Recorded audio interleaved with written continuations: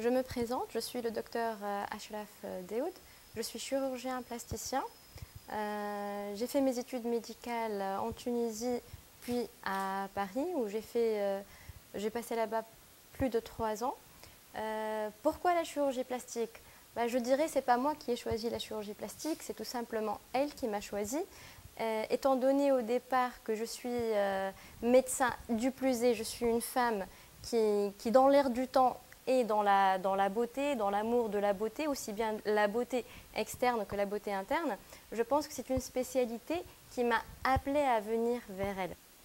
Faire de la chirurgie quand on est une femme, je dirais que c'est comme faire de la danse classique quand on est une femme. Je pense que le fait d'être une femme nous donne un certain regard plus proche de nos patientes, puisqu'on a aussi les mêmes demandes et les mêmes attentes qu'elles. Elles ont beaucoup plus de liberté à nous parler.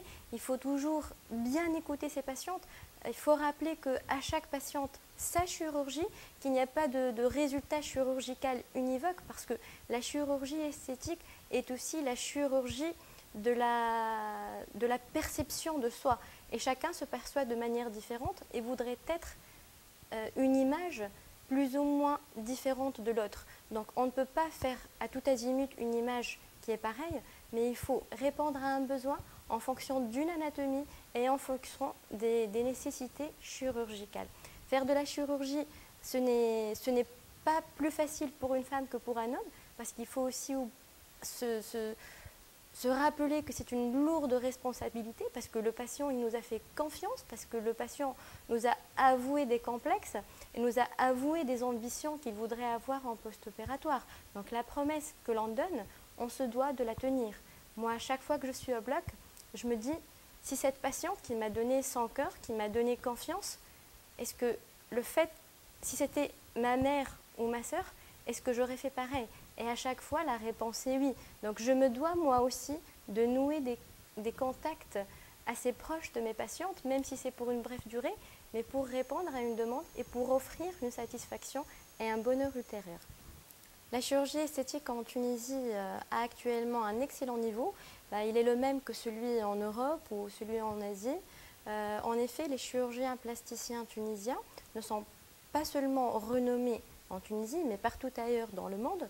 Il y a des formations aussi que l'on fait en France, en Asie ou encore aux États-Unis. Il s'agit de formations continues qui sont là pour garder notre niveau d'excellence, pour garder ce flux de patients qui viennent se faire opérer ici, qui se font opérer ici pour notre qualité de soins et pour notre qualité de résultat en termes de chirurgie esthétique. D'ailleurs, le taux de satisfaction est là pour montrer aux autres que l'on a un excellent niveau.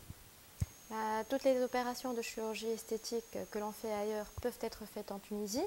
Les plus fréquentes restent toujours, comme partout ailleurs dans le monde, l'augmentation mammaire qui est très tendance et qui a le don de booster la féminité des femmes, ou encore la liposuction à laquelle on associe souvent le lipofilling et qui a été mis à la mode par les Kardashians, qui prélèvent de la graisse ailleurs pour les mettre et pour assouvir ce désir de féminité et de sensualité.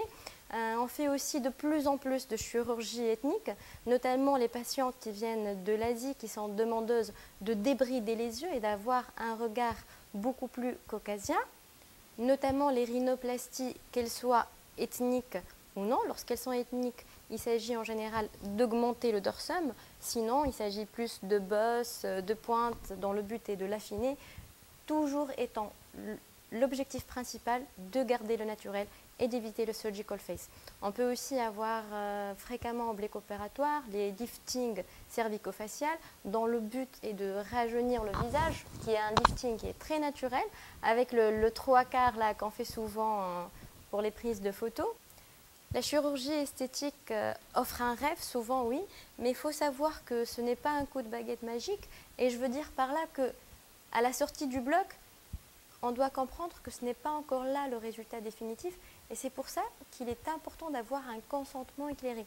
Ça veut dire qu'il est important d'expliquer aux malades au préopératoire qu'au réveil, le résultat n'est pas définitif, parce qu'en général, il y a des ecchymoses, des bleus, il y a encore de l'œdème, parfois l'œdème peut être asymétrique, ça veut dire qu'il est plus important d'un côté que de l'autre, et là, c'est, je dirais, la phase post-opératoire où le rôle du patient ou de la patiente est le plus important. Et c'est là où on comprend réellement la terminologie de patient.